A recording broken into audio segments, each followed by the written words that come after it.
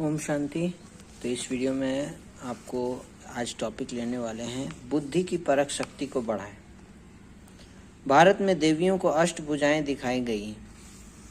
अष्ट भुजाएं अष्ट शक्तियों का प्रतीक है। प्रत्येक व्यक्ति के जीवन में अष्ट शक्तियों की जरूरत पड़ती है। वे शक्तियां कौन कौन सी हैं? परखने की शक्ति, निर्णय करने की शक्ति, सहन शक्ति, समाने की शक्ति, सामना करने की शक्ति, सहयोग की शक्ति, विस्तार को संकीर्ण करना और समेटने की शक्ति। यह है अष्ट शक्तियाँ। और इन सभी शक्तियों में सर्वश्रेष्ठ क्या है? परखने की शक्ति। परखने की शक्ति आती कैसे है? पवित्रता की धारणा से। बुद्धि से परख सकते हैं सही गलत, लेकिन बुद्धि अगर सही ना हो तो परखने की शक्ति काम नहीं करती है। परख नहीं सकेंगे। चाह के भी हम अपने आप को उन कर्मों से रोक नहीं सकते हैं जो हमें नहीं करना चाहिए, क्योंकि परख नहीं सकते हैं और शक्ति नहीं है। जितना मनसा वाचा कर्मणा और स्वपन में पवित्रता की धारणा को अपनाते हैं, उतना सहज ही परखने की शक्ति आती जाती है। बुद्धि की स्वच्छता ही दिव्यता को बढ़ावा देती है। व्यर्थ विचार, संशय या संदेह की भावना बुद्धि को मलिन बना देती है। जितना पारदर्शी बनेंगे उतना बुद्धि का दिव्यीकरण होगा। इससे किसी भी समय, कैसी भी परिस्थिति में व्यक्ति को परख लेंगे, निर्णय दे सकते हैं, धोखे से बच सकते हैं। अगर बार बार धोखा मिल रहा है, दुख की महसूसता हो रही है, तो बुद्धि को स्वच्छ करें। पहले परख नहीं सक रहे हैं। जितना बुद्धि शुद्ध होगा उतना कदम कदम पर सफलता प्राप्त करेंगे। तो परख शक्ति बढ़ाने के कुछ उपायों पर यहाँ बात हो रही है। परख शक्ति को कैसे बढ़ाया जाए, ये ब्रह्मा कुमार पंडित जी की लेख है ज्ञानामृत से। उन्होंने कहा कि मनसा की पवित्रता। मन में किसी भी व्यक्ति, वस्तु और पदार्थों के प्रति नकारात्मक भावना है, ईर्ष्या, द्वेष, घृणा की भावना है, तो मन को पवित्र नहीं कहा जाता है। मन में सर्व के प्रति शुभ भावना और शुभ कामना का ही विचार हो, यही पवित्रता है। समस्याएं कहीं से भी आए, किसी भी रूप में आए, चाहे व्यक्ति निमित्त बने या फिर प्रकृति का आपदाएं निमित्त बने, कैसी भी परिस्थिति में मन में अशुभ भाव उत्पन्न न हो, तभी मन पवित्र हो सकता है। मन में शुद्ध विचारों की जो तरंगें प्रभावित होती हैं, उनसे वातावरण भी और आत्माएं भी सकारात्मक हो जाती हैं।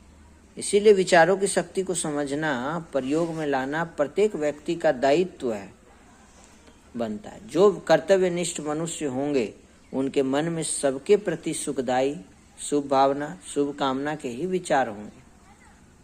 तो अपने को चेक करें कि मेरे मन में किस प्रकार के विचार आते हैं। विचार ही व्यक्ति के व्यक्तित्व को दर्शाते हैं। विचार एक सूक्ष्म क्रिया है, इसलिए कहा जाता है कि विचार, भावना और दृष्टिकोण को कोई व्यक्ति छुपा नहीं सकता। ये था मनसा की पवित्रता।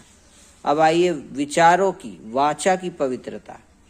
स्लोगन है ना, कम बोलो, मीठा बोलो, धीरे बोलो, सोच समझ कर बोलो।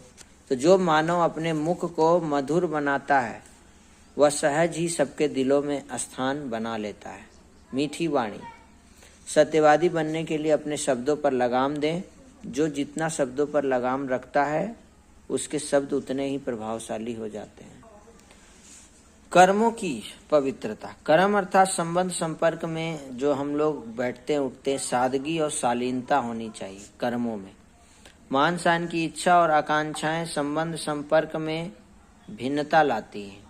व्यक्तित्व को ऊंचा बनाने के लिए नम्रता, निर्माणता के साथ संपर्क में आए तो संतुष्टता जीवन में स्वतः आ जाएगी और सबके माननीय, प्रशंसनीय बन जाएंगे।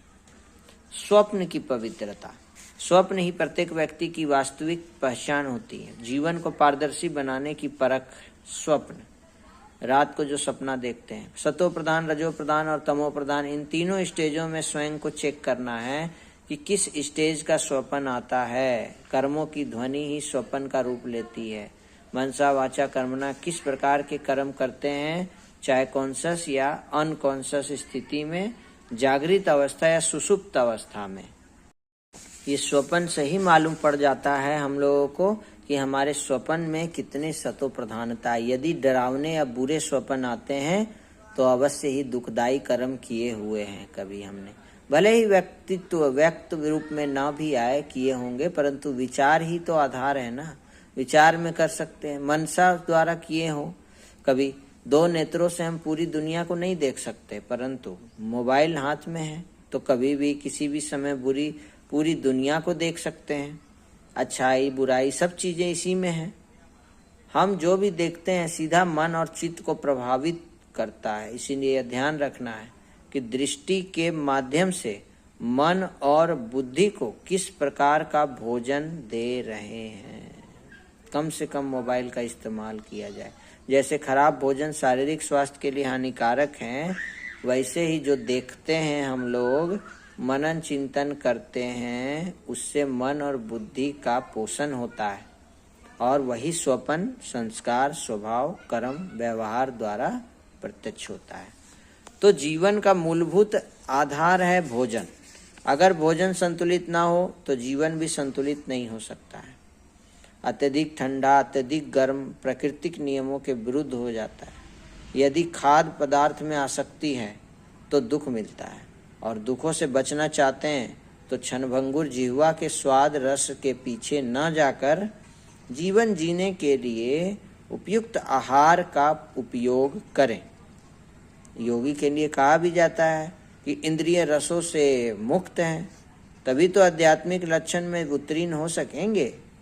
व्यक्ति को आसक्तियों से मुक्त होना चाहिए, खास करके योगी को। किसी भी प्रकार के आकर्षण ही प्रगति के मार्ग में सबसे बड़ी बाधा बन जाते हैं। अतः तत्परता में अपने लक्ष्य की तरफ अग्रसर होना है ताकि समय से पूर्व मंजिल करीब पहुंच सके, परख शक्ति को बढ़ा सके। परख शक्ति को बढ़ाने के लिए बुद्धि को अंतर्मुखी बनाएं। अंतर्मुखी सदा सुखी, कहावत है ना। जो अंतर्मुखी बनकर स्वचिंतन में व्यस्त रहता है वही बाह्य आकर्षणों से बचा रहता है, और बाह्य आकर्षण बुद्धि की शक्ति को नष्ट कर देते हैं। कभी बुद्धि में धुंधलापन आ जाता है जिससे राइट रॉन्ग की यथार्थता को समझ नहीं सकते, परख नहीं सकते।